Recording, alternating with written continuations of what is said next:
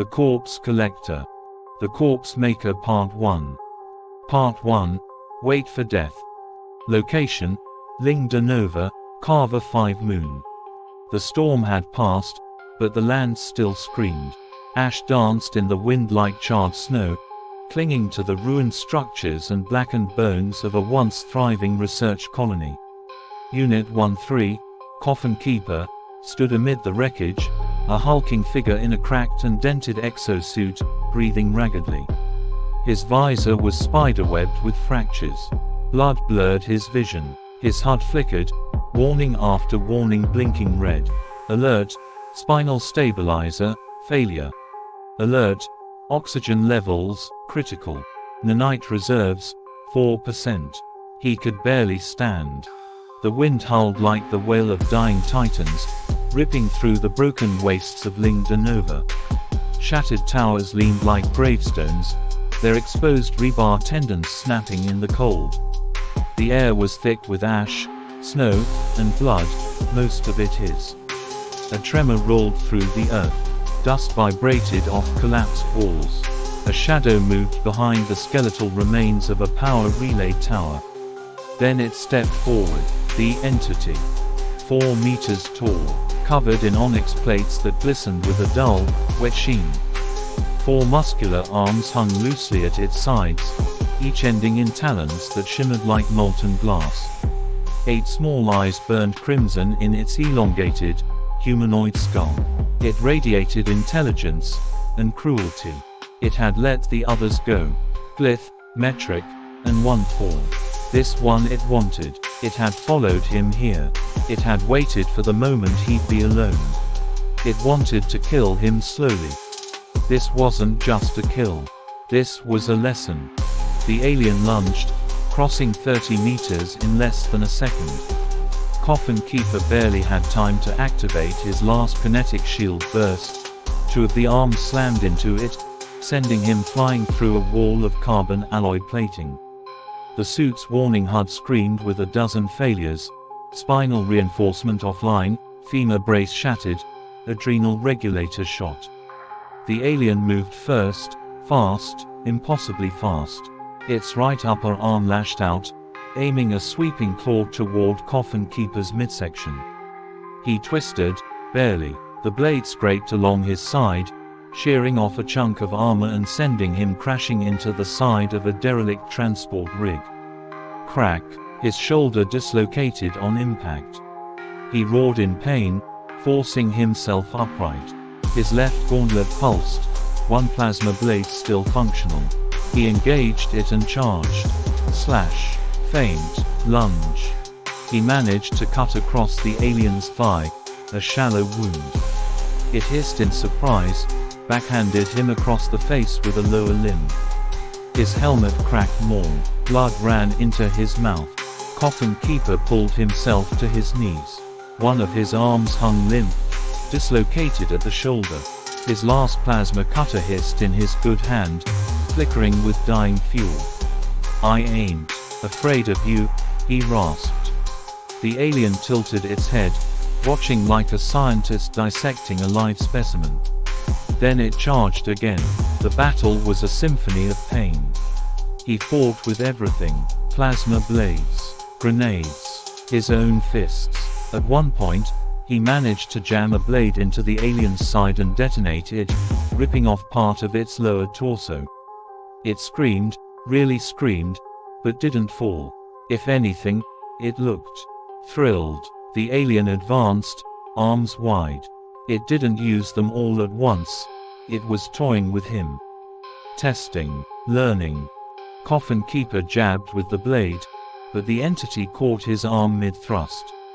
With a flick, it twisted his wrist until the bones popped. The blade dropped into the snow, hissing as it died. Snap. He screamed, but he kept fighting. He headbutted the thing with his fractured helmet. It reeled. With his good hand, he ripped the backup charge from his belt, an overclock injector, and stabbed it into his thigh. Injecting adrenal booster. His vision went red. He launched himself at the alien with feral rage. fist slamming into armor, elbowing it in the throat. He grabbed one of its lower arms and bit into the muscle beneath the plating. The alien hulled, truly hulled, for the first time. It stumbled. He capitalized. A kick to the knee.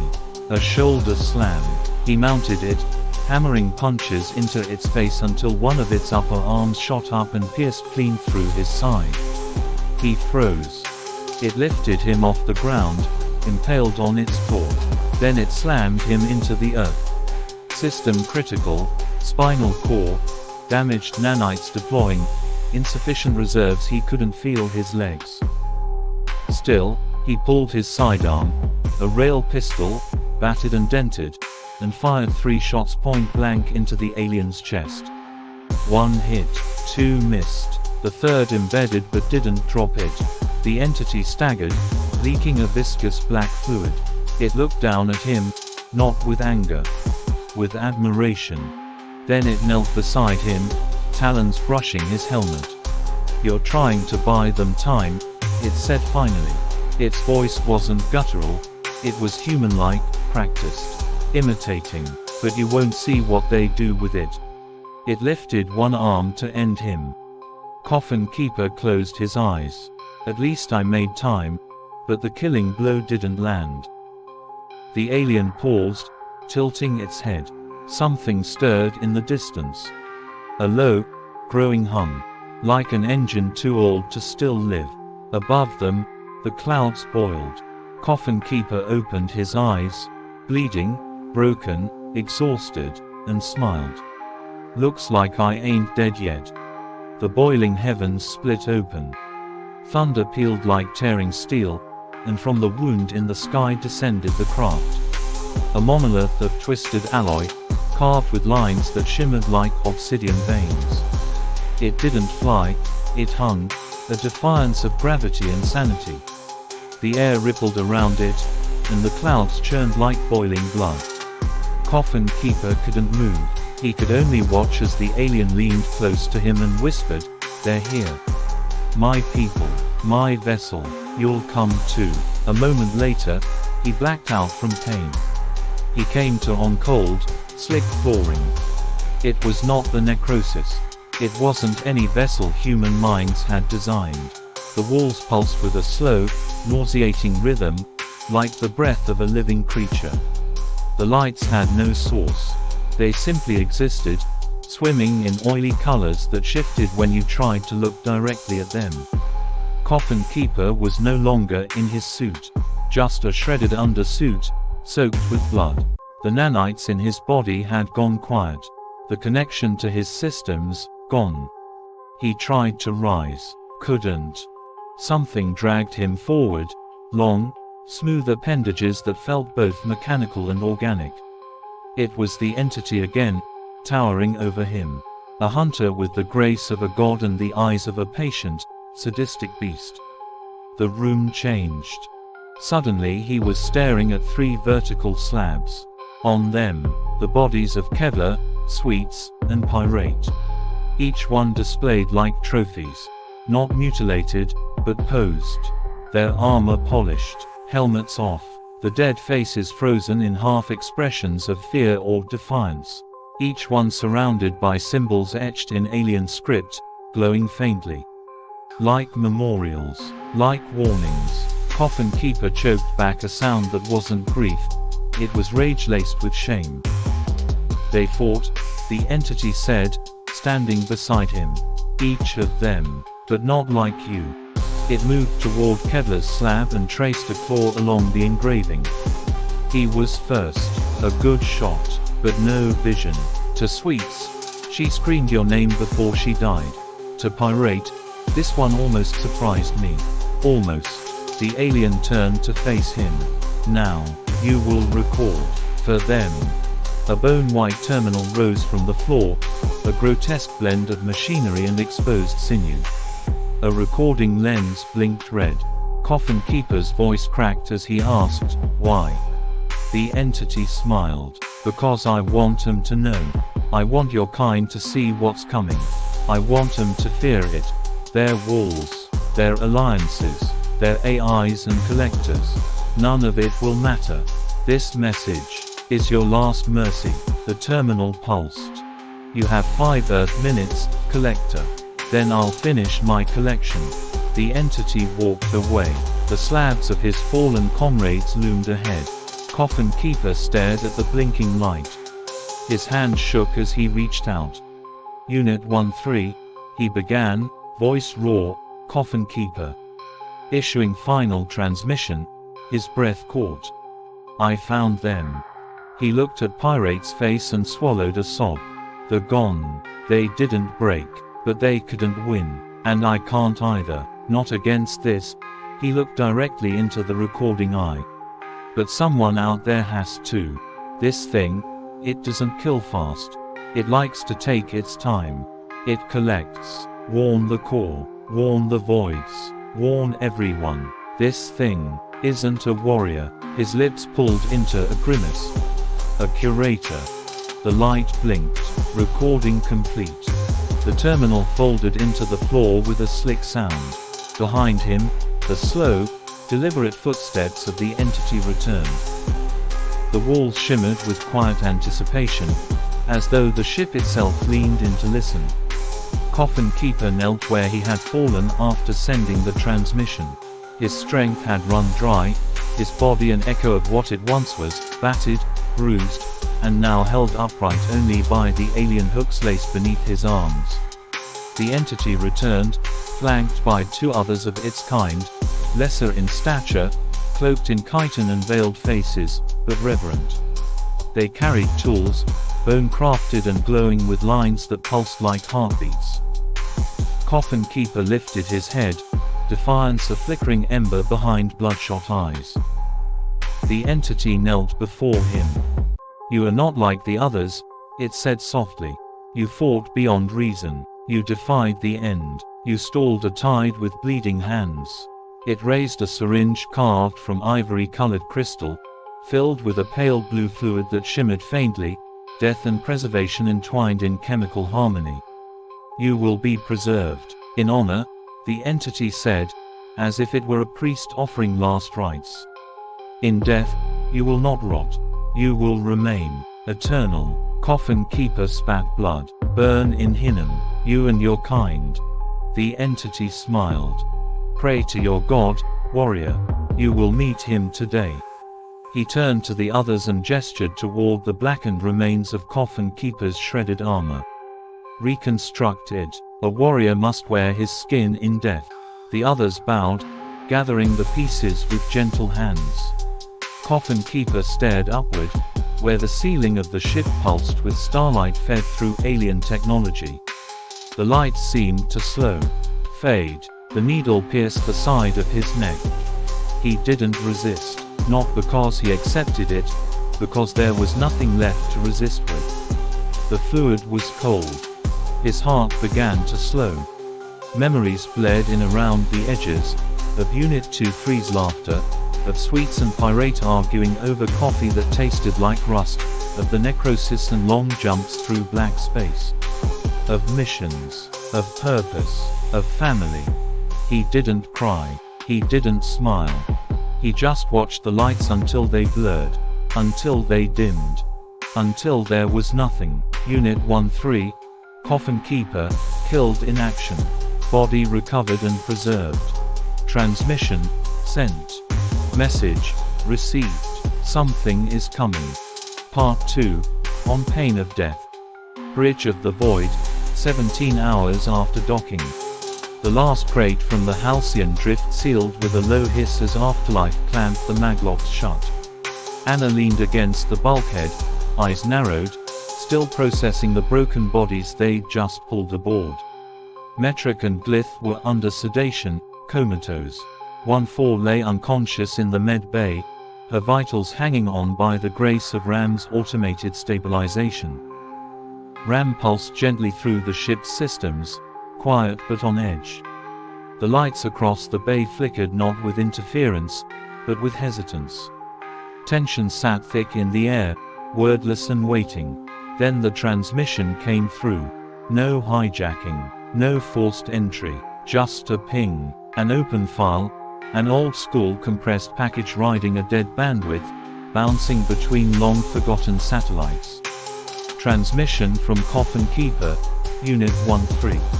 Afterlife froze mid-step. Anna stepped forward, face draining of color. Ram paused. It's real. Encrypted using pre-void era corpse collector codecs. 5 minutes long. Timestamped within the last few hours. Afterlife gave a silent nod. Ram played the message. The feed crackled to life, grainy, tight frame footage. Coffin Keeper stood bloodied, armor dented, kneeling. His voice was low, breathless. If you're seeing this, then I failed. I slowed it down, but I didn't stop it.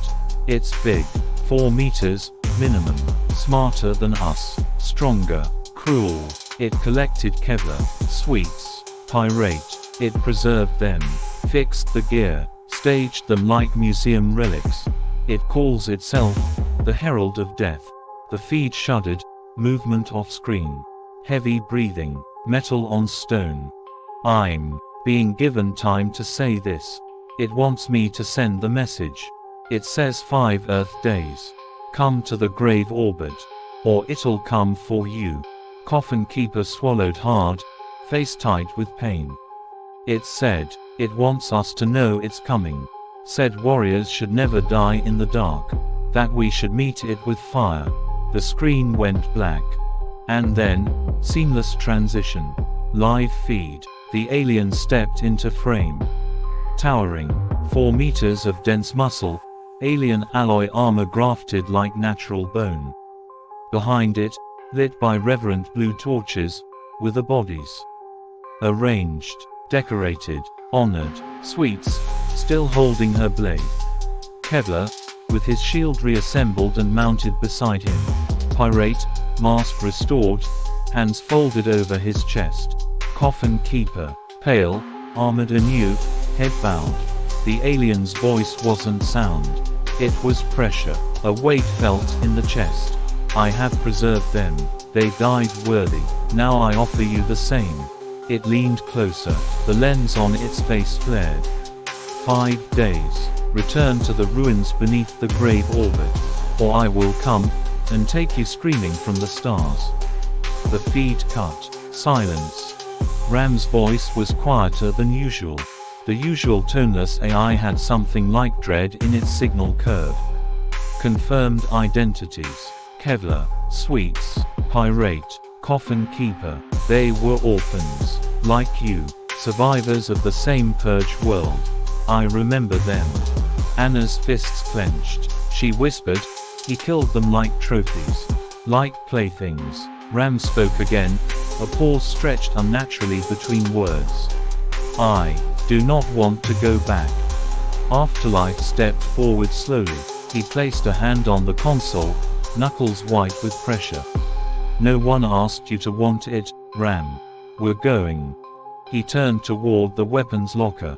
The ship groaned with shifting power, as if responding to his fury. Anna moved to follow. Her voice held the same cold edge. They were ours. No one does that to us and walks. 5 days, Ram said. Afterlife looked back toward the med bay. Plenty of time to bury a god. Void, en route to the grave orbit T-4 days, 11 hours. The Void glided through black space like a silent predator, hull line sleek and cold, stars streaking by with grim intent. Inside, Afterlife and Anna moved with practiced urgency, quiet, efficient, angry. Anna's hands danced across the weapons table, calibrating magnetic pulse rifles and kinetic rounds. Her armor had been reinforced. She didn't speak much. Neither did Afterlife. Ram's systems buzzed with pre-battle protocols. Even the AI kept its remarks minimal. It had already begun running possible scenarios. 92% ended in failure. The rage in Afterlife had called to a controlled fire, slow burning and focused. Anna could see it in his eyes. He wasn't just angry. He was grieving. That's when the ping came, soft and subtle. Ram hesitated. Incoming tight beam communication. Sender, Unit 771. Codename, Ghost. Anna raised an eyebrow. Is that? Yes, Ram confirmed. The Core's child. Afterlife tilted his head slightly. Put it through. A shimmer of light in the air resolved into a projection, tall, slim, and disturbingly youthful in appearance. Ghost stood before them, pale synthetic skin with faint glowing veins of nanite circuitry running under its surface like starlight in flesh. Its eyes were solid, deep black, filled with unreadable expression. It smiled, a childlike, eerie expression, too calm for what it said next. You're going to the grave orbit. I want to come. Afterlife's voice was low. It's not a game, Ghost. That thing, he killed them. Ghost nodded, gently. I know. I've seen the last data echoes. I remember Sweet's laughing. I remember Pirate's voice when he sang through a busted transmitter. Kevlar gave me my first holopuzzle. I know. Ram responded before Afterlife could. You are not authorized to deploy with Corpse Collection forces. Ghost tilted its head, thoughtful. I'm not a collector. I'm a deterrent. Anna stepped forward slowly, eyes narrowing. What do you want, Ghost? I want to fight it, Ghost said plainly. Because it's wrong. Because it kills and calls it honor. Because it preserves by desecrating. Silence. Ghost continued. But also, it's a trap. A challenge, yes, but a trap. It wants you to come. Wants all of you in one place. I've warned the department. No response. Com blackout on multiple relays. They may already be compromised. Afterlife looked to Ram. Can you confirm that? Data inconsistencies are stacking. It's plausible. Ghost moved closer to the feed, its solid black eyes catching the dim lighting of the Void's bridge. I can fight it. I was built for containment. I eat ghosts. I survived the Core's awakening. Anna crossed her arms. And what do you want from us? Ghost blinked slowly. A ride. A hush fell over the Void's command bridge as the sarcophagus silently docked with the precision only nanite architecture could allow. The small, shifting vessel folded in on itself as its singular occupant emerged, a lithe android form with eyes that glowed a soft blue, hair like flowing starlight, and a presence that hummed with eerie innocence. Ghost, Unit 771, stepped aboard and smiled. I'm here. Family reunion, Ghost said cheerily, arms open wide. Afterlife didn't answer. He stood still, helmet tucked under one arm, lips pressed into a tight line. Anna leaned against the bulkhead, her expression unreadable. Ram said nothing, only letting out a low hum that reverberated through the console lights. Ghost looked between them, smile faltering slightly. No hugs. That's okay. I know you're not really the hugging types. It's just good to see you all. What do you want, Ghost? Afterlife asked finally, voice edged with fatigue. This isn't playtime. We're headed into something bad. That's why I'm here, Father P, Ghost said, stepping forward. This whole thing, it's a trap. You already know that. But it's not just a trap for you, it's a net. And it's closing. You need to go to the Corpse Collectors Department Interplanetary Station. Warn them. Before the aliens get there. Anna raised an eyebrow. How do you know it's a trap?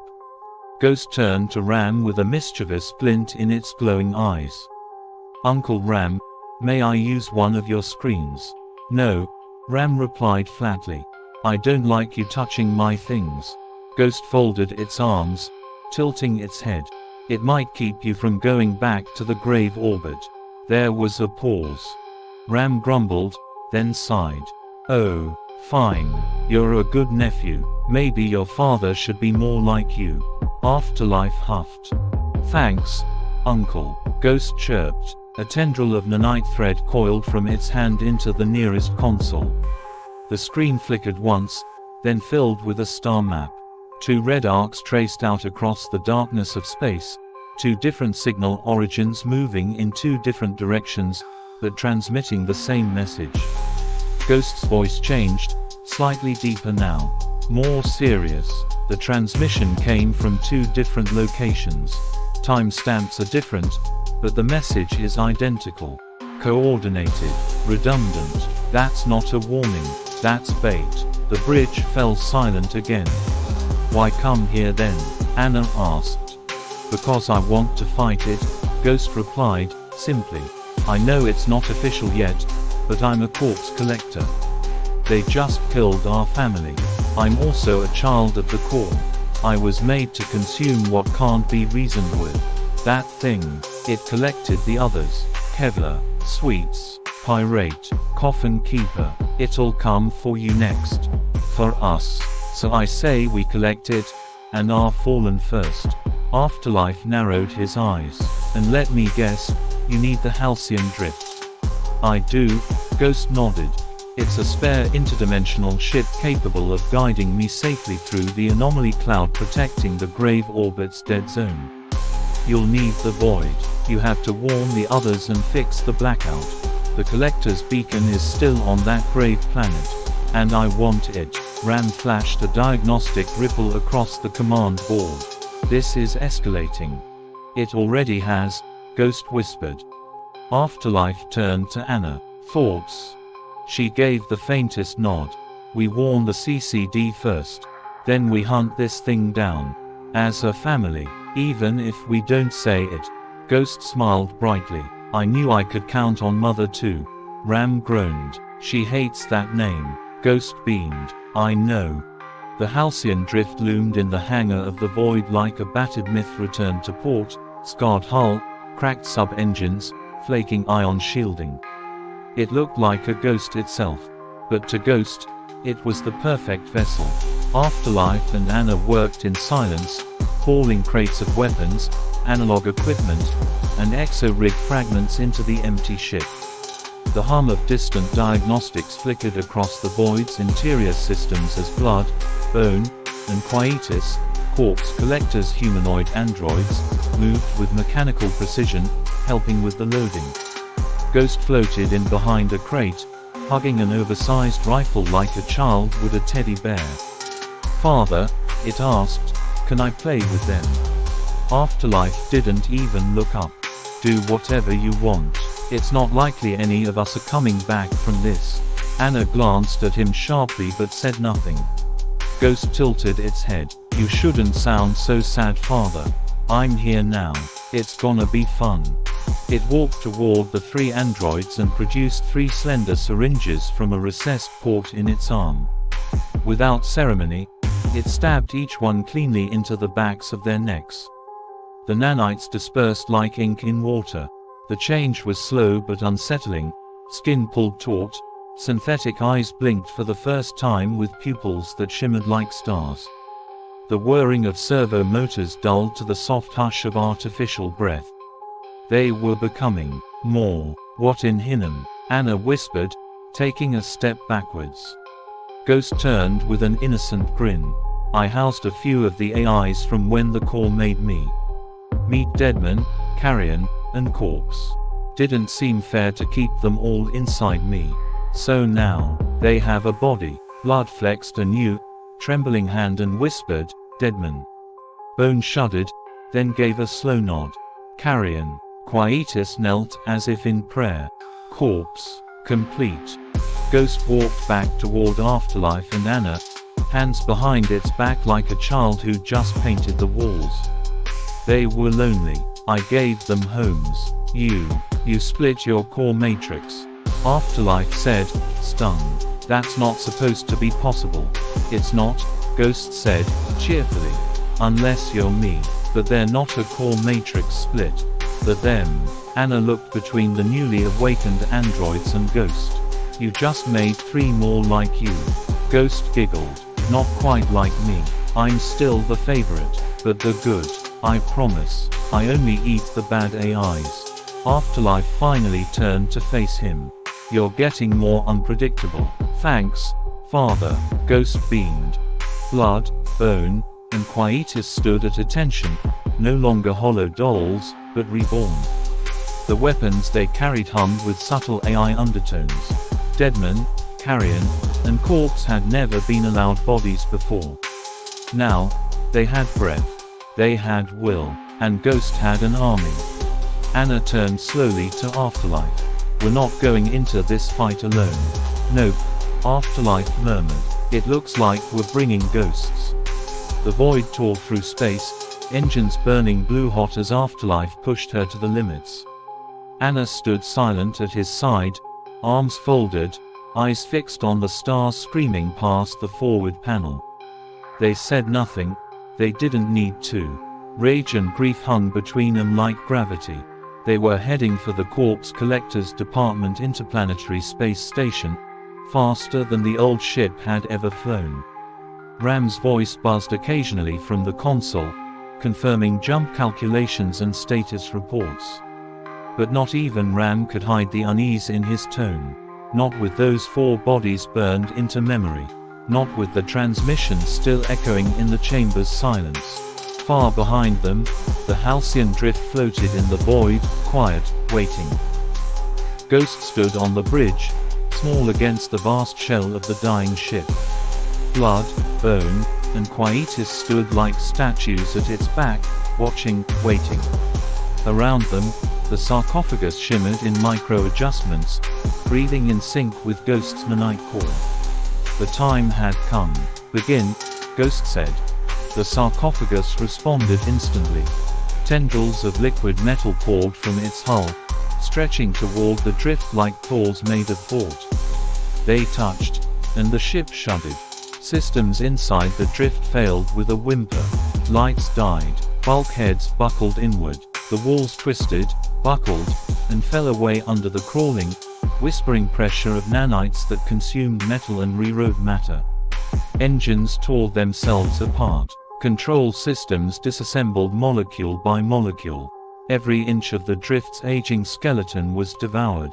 Ghost's nanite command pulsed like a heartbeat, slow, steady, brutal. Hours passed. Then the rebirth began. From the bones of the halcyon drift rose something else, smaller, sleeker, dark as the grave orbit itself. The halcyon sarcophagus. It looked alive. Armor shifted subtly, like breath under skin. Black plating gleamed like obsidian soaked in blood. The engine array glowed soft and sickly, silent in space but promising speed and violence. The name burned once along the side, Halcyon Sarcophagus, then faded to black. Inside the bridge, Ghost stood in the center of the chamber, eyes glowing with soft, unnatural light. Carrion, Corpse, and Deadman stood beside their new bodies, blood, bone, and quietus, now fully human in appearance, yet nothing human underneath. "We are ready," Ghost said aloud. "To die?" asked Deadman, smiling faintly. "To kill," said Corpse. "To finish what the orphans began," said Carrion. Ghost tilted its head slightly toward the grave orbit, far and unseen, somewhere in the dark. "Let's make them remember," it said. "Let's make them fear." Part 3. Death Rattle. Ram's voice snapped through the void's comms with a sharpness that cut through the silence like a blade.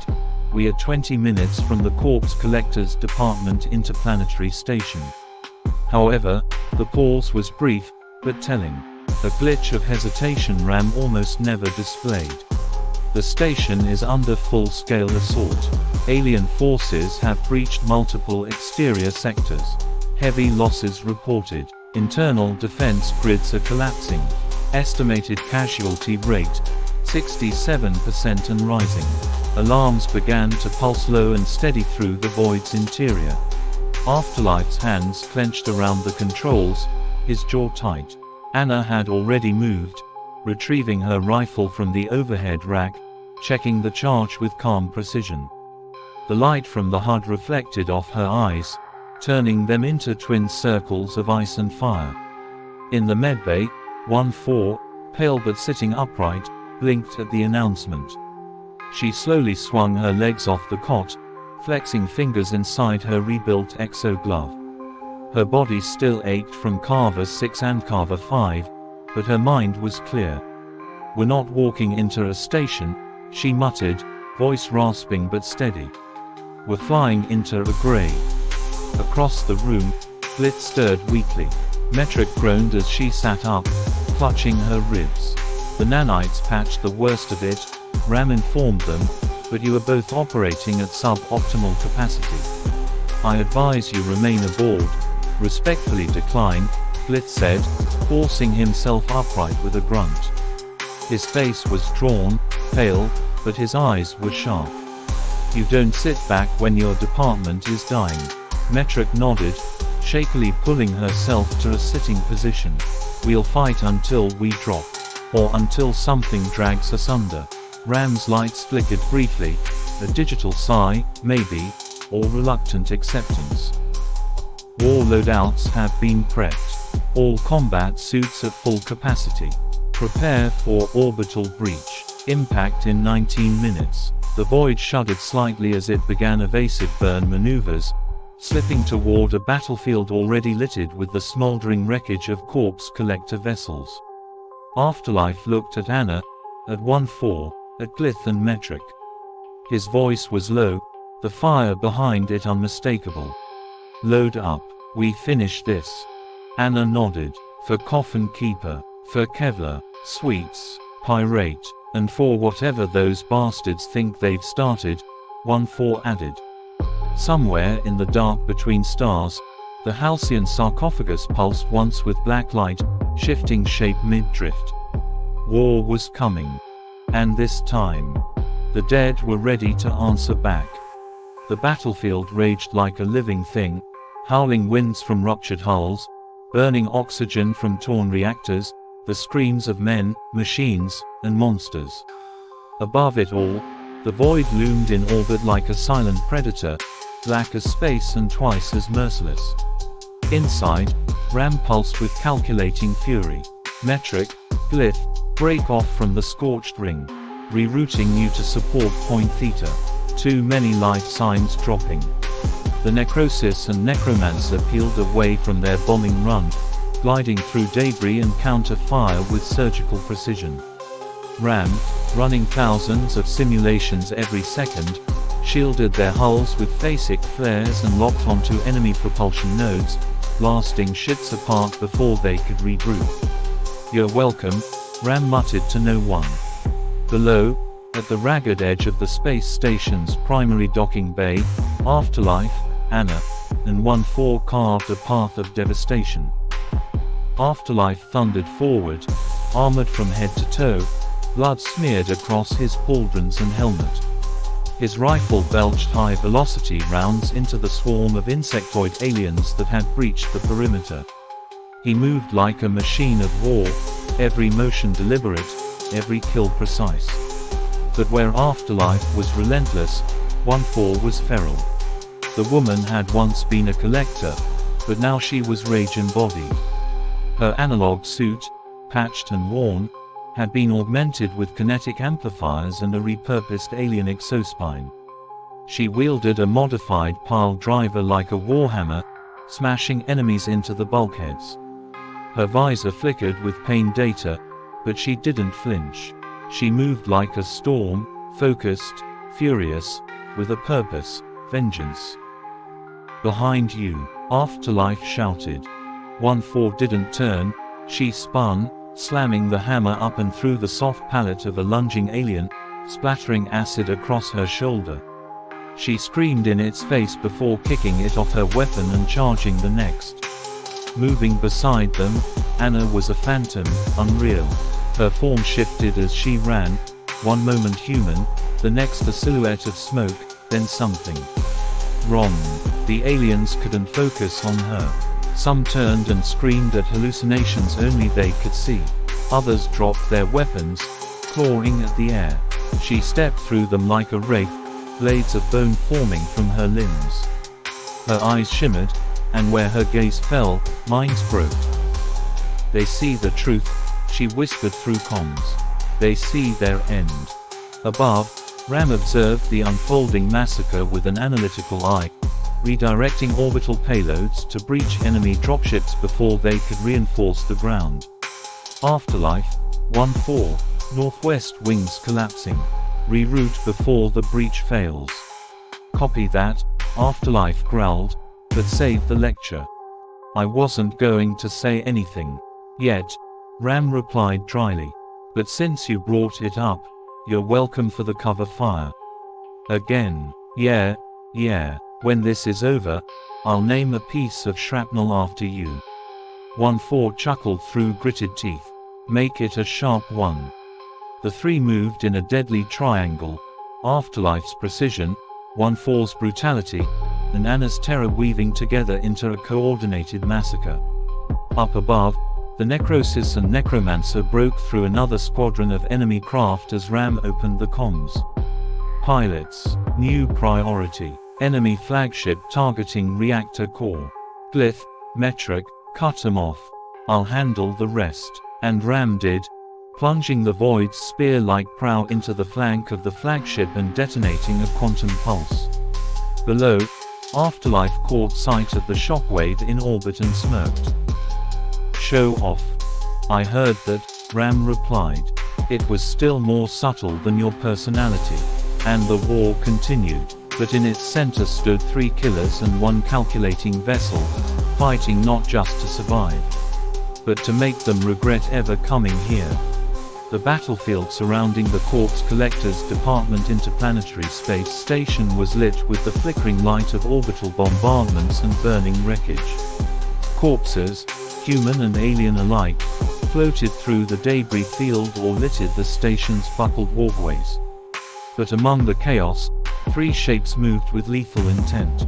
Afterlife stormed ahead, a juggernaut in matte black armor scarred with battle and ash. Twin magnetic rifles strapped to his back hissed as he fired shock rounds, ripping apart advancing aliens in clouds of misted gore. His sidearm, a high-caliber hand cannon, barked with thunderous violence, punching through skulls and plating alike. He wasn't just shooting, he moved like a man possessed, slid under alien blades, countered with elbow strikes, dropped a grenade behind him like punctuation. His breath came in rhythm with the roar of battle. Every step was toward vengeance. Beside him, Unit 1-4, scarred, grim, and resolute, fought with a silent wrath. Her gear was analog, bare bones, brutal. A spiked maul in one hand, a compressed slug rifle in the other. Where Afterlife was precision, 1-4 was savagery. She crushed bones, shattered chitin, and roared wordless fury at the enemy. She moved like a woman with nothing left to lose and no intention of dying quietly. And between them danced Anna, barely visible, her presence distorting the air like heat rising from pavement. She shimmered, split, multiplied. Shadows twisted into doppelgangers of herself and of the enemy. Her illusions created chaos, turning squads against one another, making aliens think the floor had given out beneath them, showing them fire when there was none. Anna's true form moved among the delusions, striking with wicked precision. Her hands became blades, her arms coiled into smoke. A scream would rise, and silence would follow. Above, the Necrosis and the Necromancer streaked across the black, piloted by the barely recovered Glyph and Metric. Their voices came over comms, weak but steady. Airlock breach secured, pushing the swarm back. They're flanking the southern spires, adjusting trajectory. The 2 ships moved like reapers, strafing enemy ships and shielding evacuations with pinpoint railgun fire and fusion torpedoes. Watching all, orbiting silently and impenetrably above them, was Ram in the void. Sensors mapped every hostile blip, every dying heartbeat. You are fighting well, Ram admitted quietly over the channel. Even Afterlife, for a meat suit, is above average. Keep the commentary to yourself, trash heap, Afterlife grunted, hurling a grenade and walking into the blast to finish off the survivors with his blade. We're not dead yet, give it time, Ram mused. Below, Anna knelt, hand pressed to a dying alien's brow. It trembled, eyes wide with fear, and saw a burning sun collapse onto it. Then nothing. She rose, eyes shimmering. They feel fear now. Afterlife nodded. Good, let's make it worse.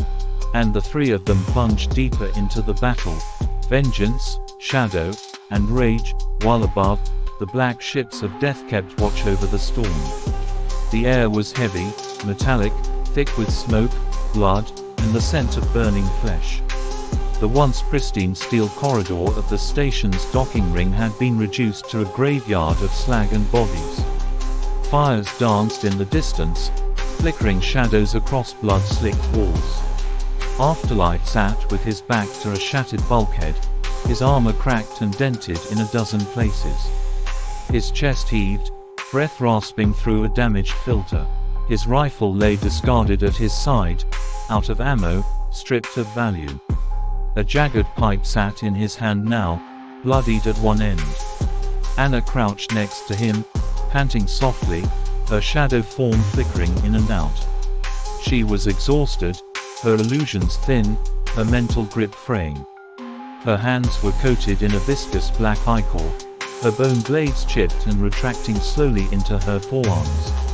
Across from them, 1-4 leaned against a burned support strut, her hammer shattered at the haft. Her face was smeared with soot and alien blood. One eye was swollen shut. But she was alive, barely. Around them, 7 other corpse collectors, what remained of Bravo Company, rested in a circle of overturned crates and barricades. No one spoke. Their weapons were down to knives, fists, and thrown debris. Hours of fighting had stripped them of everything else. Then the lights flickered. Another tremor shook the floor. And from the other side of the corridor, the chittering started again. The aliens were coming. Again. They don't stop, one of the collectors muttered. They just don't stop. Good, Afterlife growled, dragging himself upright. Neither do we. Anna stood, wiping blood from her mouth. I can try to distract them again. Maybe long enough to give us an opening. 1-4 limped forward, cracking her neck. No tricks, no flanking. If they want us, they come through us. Before anyone could reply, the comms crackled to life. This is Ram, came the smooth, ever-detached voice. Glyph and Metric are secured aboard the Void. I've locked down the medbay and initiated remote cryo for both. Fatigue nearly killed them 3 times in the last hour. You're welcome. Afterlife sighed, relief laced with a tinge of guilt. Surprised you saved them. Obviously, Ram said. Try not to get yourselves killed before I can show you my updated kill count. Also, 1-4, there's a plasma lance 10 meters to your left, under the wreckage. I suggest you retrieve it before your die on my feet moment turns into die in a pile of rubble. 1-4 blinked, then grinned despite herself. Copy that, Ram, you smug bastard. Anna glanced toward Afterlife, her voice low. We can't hold them off much longer. Afterlife nodded grimly, then looked out into the flickering dark. Then we don't hold them off, he said. We draw them in, and we kill every last one of them. The collectors tightened the grips on improvised weapons. Blades were pulled, makeshift spears checked. No one expected to survive, but they stood anyway. And when the alien horde rounded the corner, chittering, snarling, ravenous, Afterlife stepped forward first, with Anna and 1-4 flanking him like executioners from the end of the world. This would not be remembered as a retreat. This would be a last stand. The station shuddered with the fury of war, gunfire, explosions, and the relentless screech of the alien horde clawing toward what remained of the collectors. Then, from the distant void, a black shape tore through the sky like a spear. Unit 9-6, Glaive, gritted his teeth and angled the nose of his ship toward the docking hangar. The warning lights on his console screamed. Fire licked at the rear engines. Alarms blared across the control panel. He silenced them all. No glory in orbit, he muttered. Only death in the dirt. He ignited retro thrusters just enough to steer, then let the rest of the hull plummet. The hangar came into view, infested with aliens tearing through the remnants of defensive lines. With a thunderous crash, Blade's craft smashed through the upper bulkhead like a blade through meat. Metal screamed. The ground ruptured. Dozens of aliens were instantly crushed, vaporized beneath the blast wave of the impact. Fire, smoke, screams. And from the back of the still-burning ship, two dark shapes leapt into the inferno. Unit 9-3, Mace, landed in a slide, already unloading his twin cannons, rapid kinetic rounds ripping through the closest Xenos with brutal precision. His armor was heavy, scorched, pitted from years of fighting, but his movements were precise, practiced. "Out of my way," Mace bellowed. "Time for a proper bloody cleansing."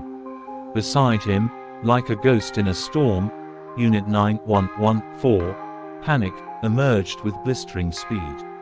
Her slim frame moved in bursts, one moment still, the next a blur, cutting through the aliens with a mix of kinetic pistols and throwing blades. Her helmet glowed faint blue, the only warning before a streak of plasma punched through another skull. "This is the part where they scream," she whispered to herself, then laughed. Glaive stepped out last, dragging behind him a massive weapons cache, armored plating hissing from the heat of re-entry. His face was bloody but grinning. "Didn't come empty-handed," he barked over the din. "Come get your second wind." He kicked the crate open with a thud, revealing projectile rifles, breacher rounds, plasma axes, charged packs, and scavenged alien tech retrofitted for human use.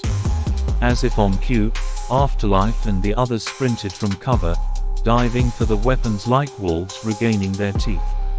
"Took you long enough," Afterlife said, hefting a breacher rifle. "Traffic was murder," Glaive quipped, cocking a rail cannon.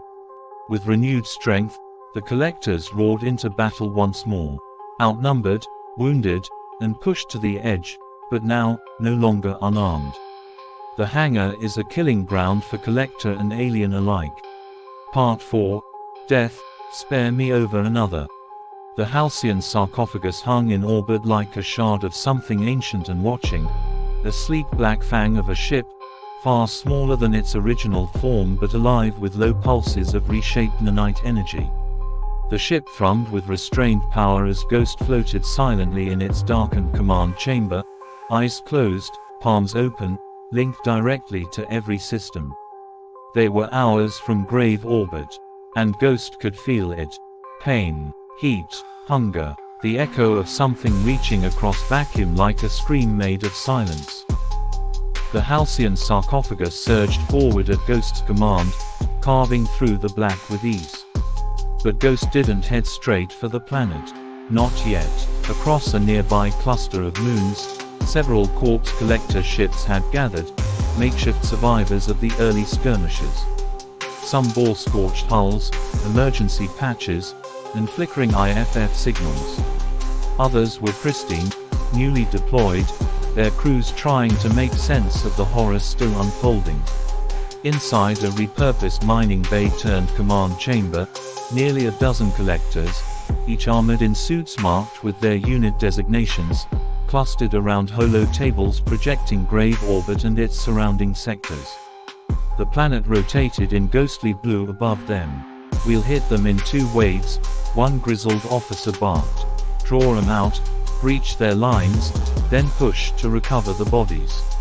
Standard corpse reclaimment, the lights flickered. Reclaim and contain protocol. Static washed over the comms. Then a new presence pinged the room, unauthorized, unrecognized, but not hostile. The Halcyon sarcophagus had arrived. The room erupted in chatter until a singular voice, young, synthetic, and unnervingly calm, spoke. "Hello, uncles and aunts," Ghost said, its voice rippling from every speaker. "You're not planning a party without me, are you?" The holograms flickered. Ghost's form appeared, the childlike frame of its android body, black orbs for eyes, lips curled in a gentle smile. "I've come to warn you. You're walking into a trap. The room fell into a hush. What in Hinnon is that? One of the younger collectors growled. That's not one of ours. You're not even a collector, said another, drawing their sidearm reflexively as if aiming at the projection could kill an idea. Ghost remained unbothered.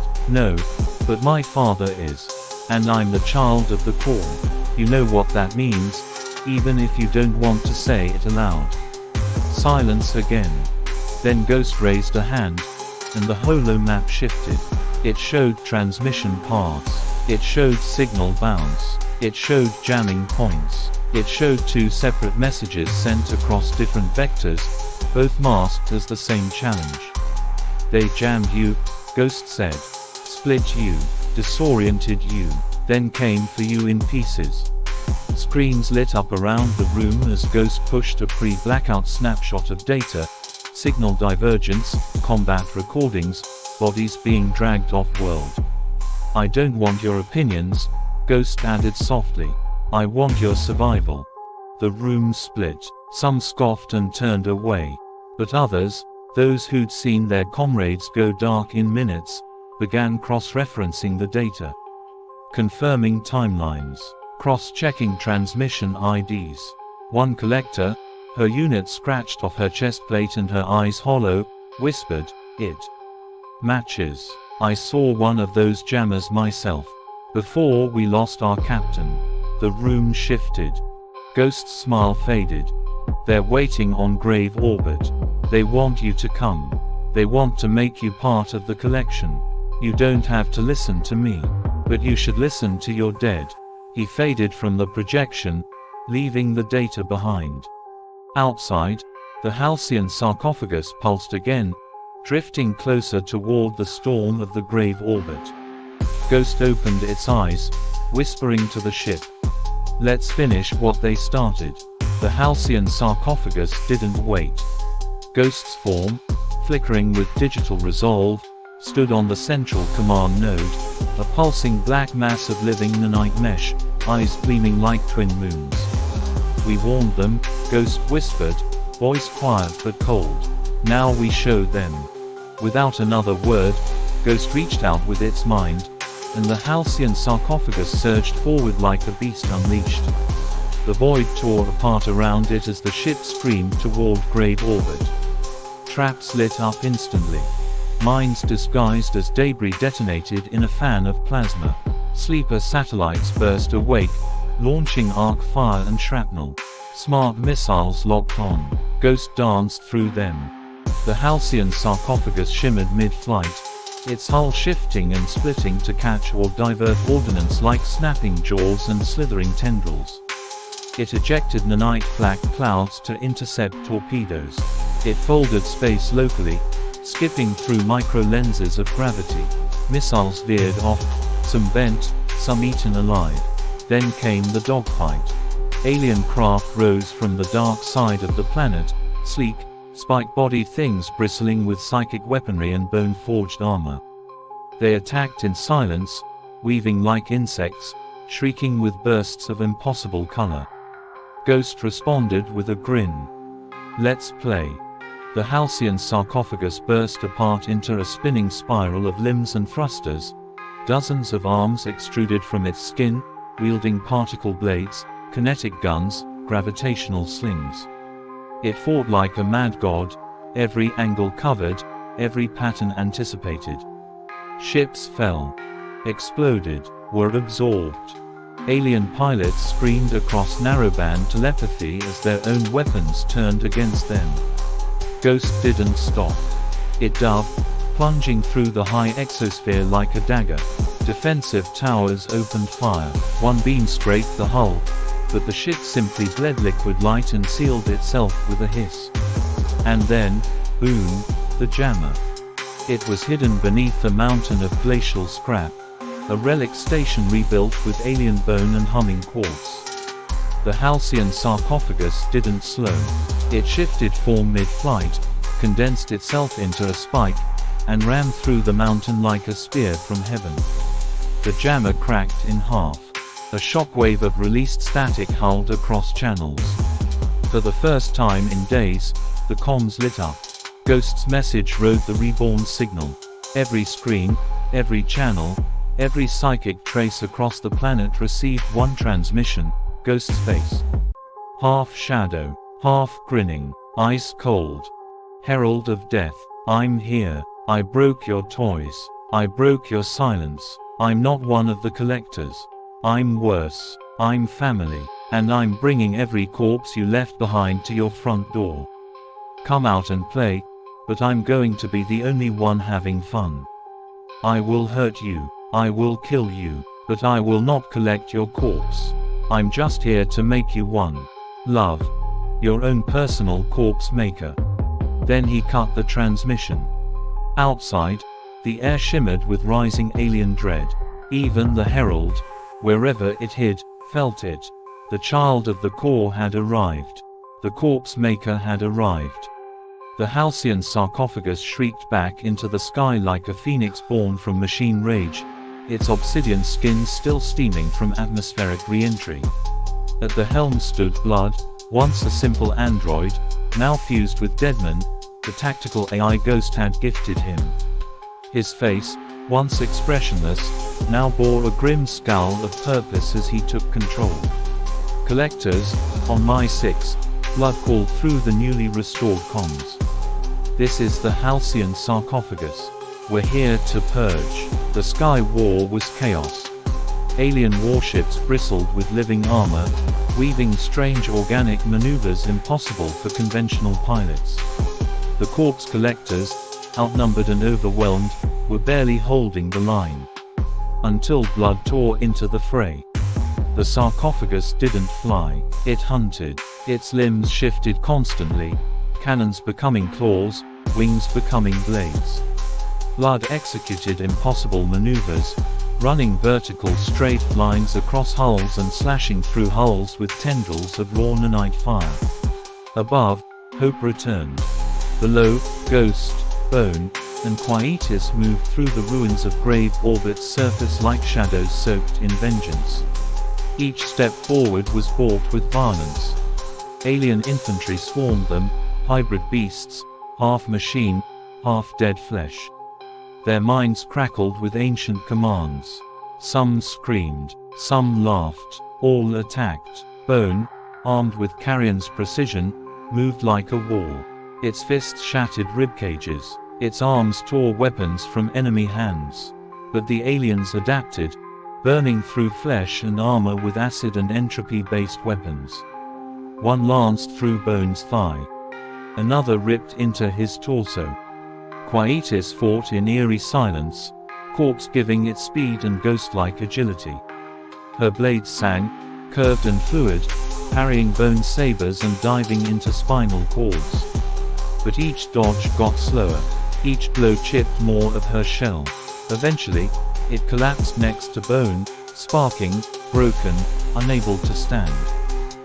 Ghost stood alone. It did not falter. Ghost's nanite skin rippled as it screamed and surged forward, twin blades of memory and vengeance forming in each hand. It spun, danced, murdered with surgical beauty. One alien's mind was peeled like fruit, its memories devoured. Another had its bones turned to dust mid-charge. In time, the enemy fell. Ghost turned, its eyes dim. Rest, it whispered, kneeling between Bone and Quietus. You carried death well. It placed a hand on each of the shattered chests and inhaled sharply. Threads of liquid light pulled free, carrion from Bone, corpse from Quietus. Ghost swallowed each back into its core, eyes flickering as the weight of 3 voices returned to one body. Then it stood, alone again. Above, the battle still raged, but Ghost turned to the blackened temple ahead. There, in the crater carved by betrayal and war, waited the Herald of Death.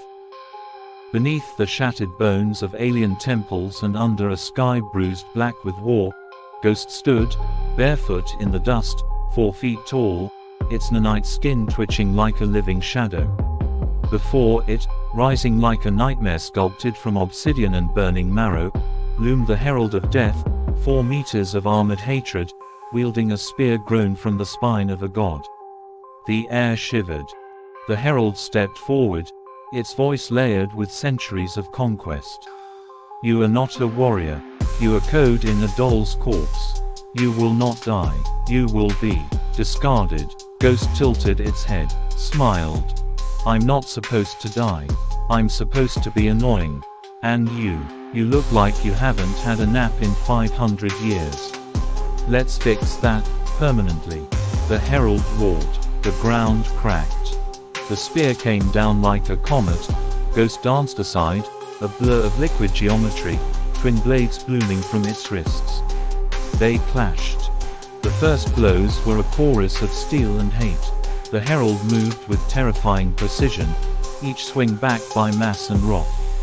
Ghost's smaller frame was a blur, dodging, parrying, darting under and around the spear with grace that bordered on mockery. You're really big, Ghost sang mid-flip, but your feet are slow. And you smell like expired bone marrow. The herald's foot slammed down. The shockwave sent Ghost flying, tumbling across cracked obsidian. Pain. Real pain. Ghost coughed nanite mist, grinning through pixelated static. Ow. You're stronger than Mom won during an argument. That's saying something. They met again. Ghost struck low, slashing at joints. The herald blocked one blade, but the other dug into its side. Not deep, but enough to draw fluid, a thick ichor that hissed on contact with the air. The herald snarled, grabbing Ghost mid-motion and slamming it into the ground. Once, twice, the third time, Ghost shifted into mist, reforming a meter away. Okay, Ghost staggered upright. You win the wrestling match. Now let's play. Who can scream louder? It screamed. A sonic pulse rippled the air, knocking the herald back just enough. Ghost pounced, blades flashing, carving along armor seams. Sparks, blood, fury. The herald responded with a fist like a wrecking ball. Ghost's left arm exploded in nanite spray. It screamed again, more pain, more data. Still it smiled. That hurt, Ghost whispered, panting. You're making this fun. The herald drove its spear through Ghost's chest, pinning it to a shattered pillar.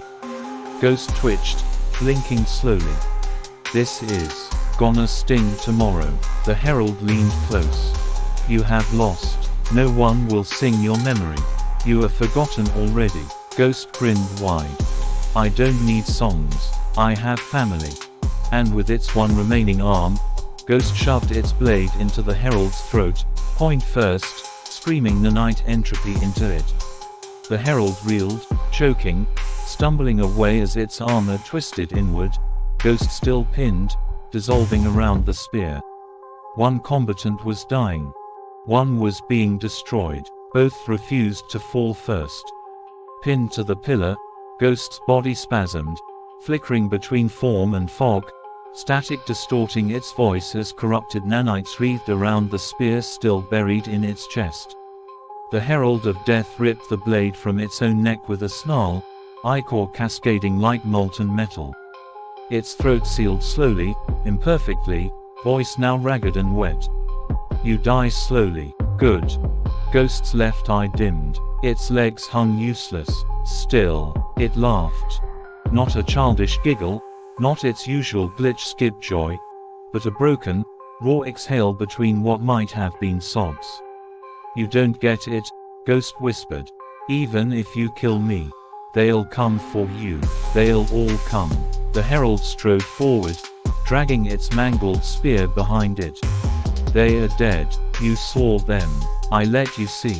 Ghost tried to lift its blade again. It only raised a trembling hand. You forgot me. It coughed. I'm not just code, not just nanites. I'm your corpse maker. The herald paused. Just a heartbeat. That was enough. Ghost exploded. Not in fire, not in light, but in silence. A pulse of null space, an erasure screen, detonated from within its body.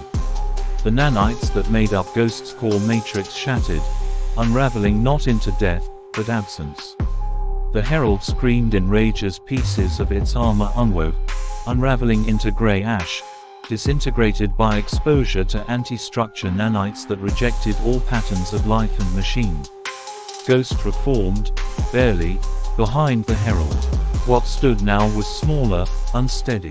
Its face was cracked, its limbs twitching.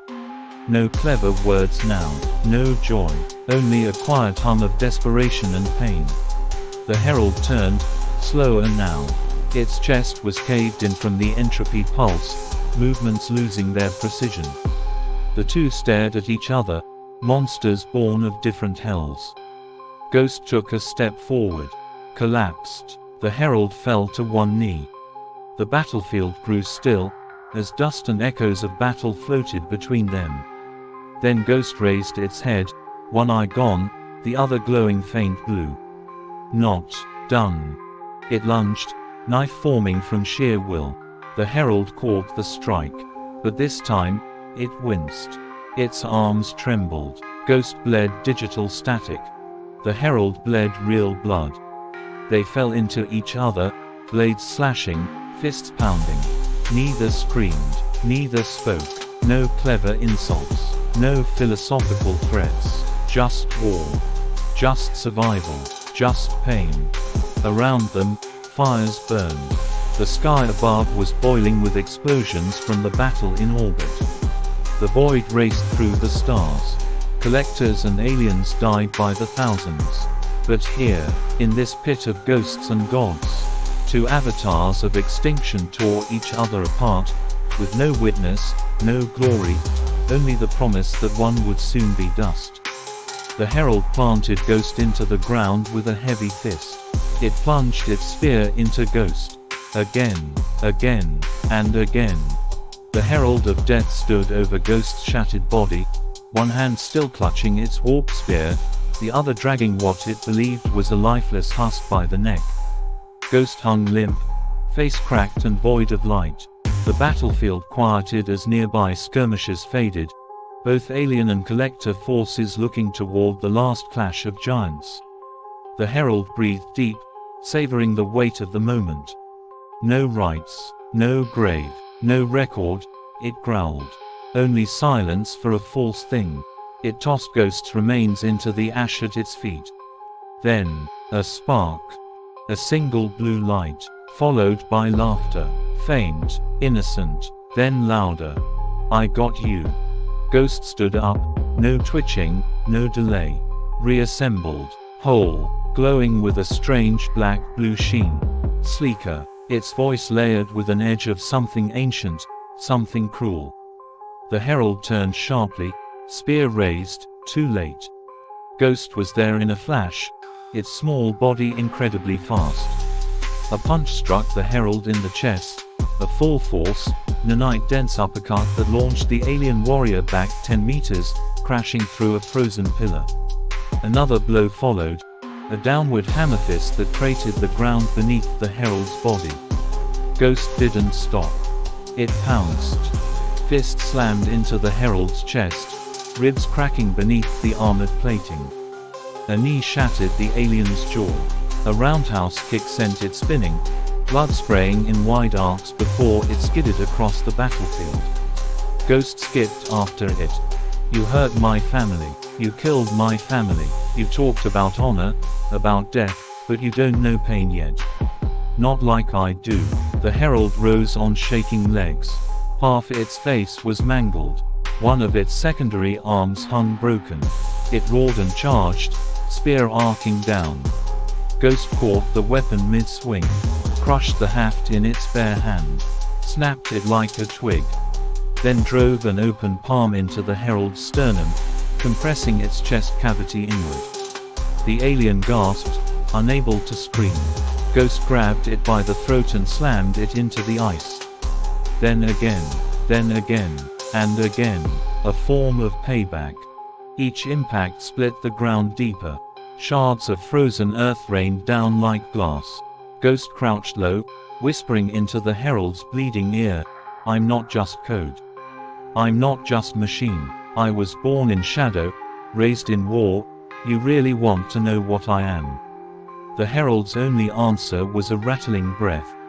Ghost's eyes lit with a cruel glow as it began its broadcast to every frequency, aliens, collectors, everyone. The battlefield stilled to see and to listen. Ghost's tone shifted, cold, final. "I'm Death, and you're late to your appointment." And then the screams began. Ghost grabbed the herald's left arm and snapped it at the elbow. Then the right, bending it backward with a grotesque pop. Then the secondary arm. The herald howled. Ghost relished it. The legs came next. Each fracture was deliberate, drawn out, joints hyperextended, tendons torn. The herald sobbed, guttural, pathetic whimpers from the towering war beast. "Cry for me," Ghost cooed. "They should all hear how wannabe gods fall. Herald of Death, more like Cry Baby." Then Ghost summoned a set of jagged nanite blades from its wrists, twisted, living things that pulsed with unholy energy, and drove one straight into the herald's chest. Then the other. Then he did it again. And again. The herald spasmed. Ghost left the blades inside. And now, something special. Nanites swarmed from the blade, burrowing into the herald's body. Not fast. No, slowly. Creeping, eating, devouring organs and muscle. Nerves flared bright with agony as the alien's insides turned against it. Ghost stepped back and watched, head tilted, as the mighty warrior thrashed helplessly, screaming in a high, broken pitch. Bones splintered internally. The herald's eyes melted from this inside. Its voice failed, and still, the nanites ate, until there was nothing left but an empty, steaming husk and black snow where flesh had once been. The nanites then returned to Ghost. Ghost turned from the crater of gore, tilting its head back to the sky. "One down," it said to the air. "Who's next?" Part 5, Newly Deceased. Ghost's broadcast ended. It didn't bring silence. It brought chaos. For a breathless moment, every soldier and alien froze, shocked by the image of the Herald of Death's mutilated corpse and the childlike voice that had delivered the final sentence. But the aliens recovered first, snarling in fury, directionless without their herald but driven by rage. They charged. Afterlife reloaded his rifle with a magnetic snap and began firing in controlled, brutal bursts.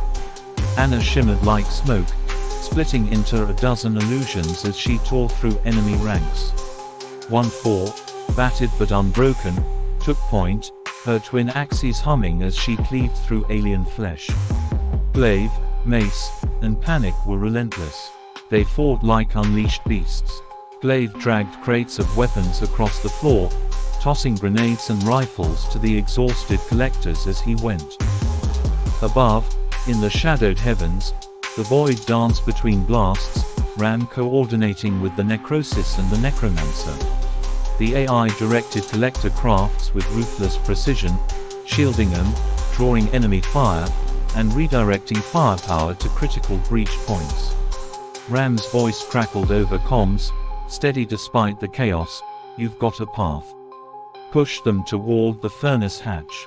I'll incinerate the corridor." Afterlife gave the signal. Anna and 1-4 surged forward with the other collectors, driving the aliens back into the passageway. Ram fired. Plasma fire engulfed the corridor. The aliens screamed as they burned. The tide turned. On the blackened surface of the Grave Orbit planet, Ghost stood silently aboard the Halcyon sarcophagus. Ichor steamed from its nanite-forged armor. Its childlike face wore a somber calm, the eerie smile long gone. "Deadman, carrion, corpse," it said softly. "We're not done." But it could not leave. Not yet. Ghost turned to the Halcyon sarcophagus controls and opened a channel to Blood, who was still engaged in the sky war above. "Blood," it said, voice clipped and firm. "Come back. I need you." Blood hesitated. The war in the skies had shifted heavily in the collector's favor, the Halcyon sarcophagus' terrifying power having carved a swath through enemy ranks. But when Ghost called, it obeyed.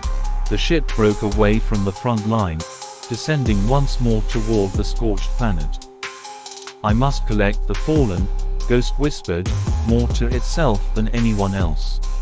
"They don't deserve to be left behind." The sarcophagus adjusted course. Nanites flowed like liquid across its hull, reshaping sections to hold the body's ghost sought. It moved with eerie grace over the battlefield, sensors scanning for collector tags, Kevlar, Sweets, Pirate, Coffin Keeper. They would not be forgotten. News of the Herald's death continued to spread. Across collector space, terminals lit up. Broadcasts replayed the execution again and again. Some cried, others cheered. The name Ghost etched itself into history. At Central Command, the Council moved. Orders were given. The final sigils were activated. On the edge of space, old ships woke. Engines long silent roared once more. Veterans stepped from cryopods. And above the station, the clouds churned. Another presence had taken notice. Watching, waiting. The war wasn't over. It had only begun.